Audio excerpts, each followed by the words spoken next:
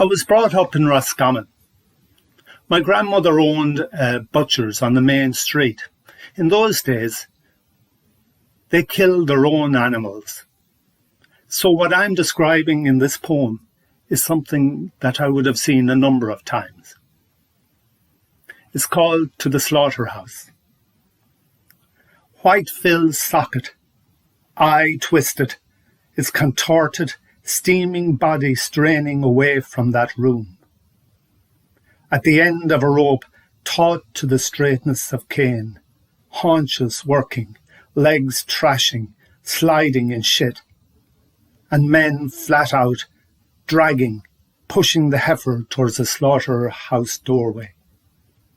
Roaring, terrified as humans are, that same recognition, same fight, same blood-gut muscle response, same horror, and men, angular to their brutal task, dragging, pushing, hauling.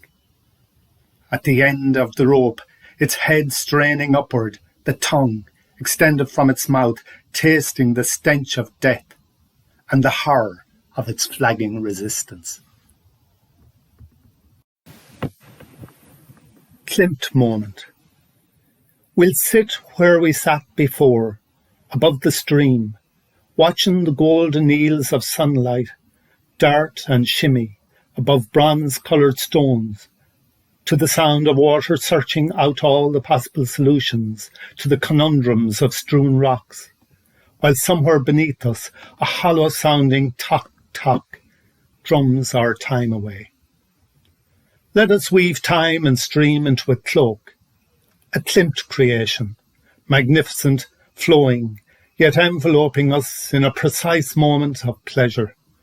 Let us hold it in our eyes so we may see it, wear it when times are harder, these moments scarcer, and the glint of gold more precious.